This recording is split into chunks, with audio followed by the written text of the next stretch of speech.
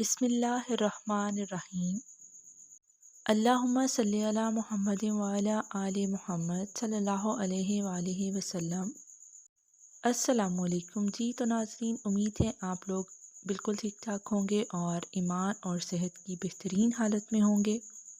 پیارے حبیب محمد مصطفیٰ صلی اللہ علیہ وآلہ وسلم نے فرمایا، جب کوئی مسلمان مجھ پر درود بھیجتا ہے تو فرشتے جب تک وہ مجھ پر درود بھیجتا ہے اس کے لیے دعا کرتے رہتے ہیں۔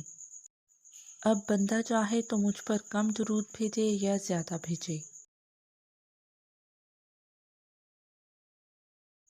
اسی لیے ہمیں کوشش کرنی چاہیے کہ اپنے پیارے حبیب محمد مصطفیٰ صلی اللہ علیہ وآلہ وسلم پر کثرت سے درود پاک پڑھیں۔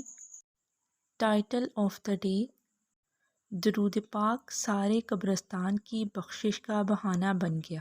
امام سخاوی رحمۃ اللہ علیہ بیان فرماتے ہیں کہ حضرت امام حسن بصری رحمۃ اللہ علیہ کے پاس ایک عورت آئی، آ کر عرض کرنے لگی کہ حضرت میری بیٹی فوت ہو گئی ہے، آپ مجھے کوئی ایسا عمل بتائیں کہ میں خواب میں دیکھوں کہ میری بیٹی قبر میں کس حال میں ہے۔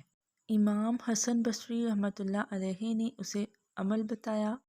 عورت نے خواب میں دیکھا کہ اس کی بیٹی سخت عذاب میں مبتلا ہے۔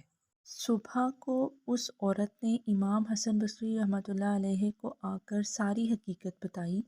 حسن بصری نے فرمایا، قرآن پڑھ کر اسے ایصال ثواب کریں۔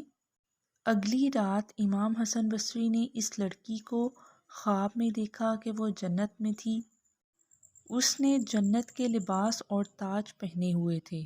وہ لڑکی حضرت امام حسن بصری سے کہنے لگی، میں وہی لڑکی ہوں جسے میری والدہ نے عذاب میں مبتلا دیکھا تھا۔ آج ایک نیک مرد ہمارے قبرستان سے گزرا۔ اس نیک مرد نے صرف 10 مرتبہ درود پاک پڑھ کر سارے قبرستان والوں کو بخش دیا۔ درود پاک کی برکت سے اللہ پاک نے اس قبرستان میں مدفون 70,000 مردوں کو بخش دیا ہے، میں بھی ان میں شامل ہوں۔ سبحان اللہ، یہ ہیں درود پاک کی برکتیں۔ مسلمانوں، درود پاک کی برکتیں تو دیکھیں کہ 10 بار پڑھا ہوا درود پاک 70,000 لوگوں کی بخشش کا ذریعہ بن گیا۔ اللہ پاک سے دعا ہے کہ وہ ہمیں کثرت، ادب اور محبت سے درود پاک پڑھنے کی توفیق عطا فرمائے۔ آمین یا رب العالمین۔ محبت سے ایک بار درود پاک پڑھ لیجئے۔ اللہم صلی علی محمد وعلی آل محمد صلی اللہ علیہ وآلہ وسلم۔ درود پاک ایک ایسا وظیفہ ہے جو کبھی رد نہیں ہوتا۔ اپنا بہت سارا خیال رکھیے گا۔ آؤں گی میں اگلی ویڈیو کے ساتھ۔ جزاک اللہ۔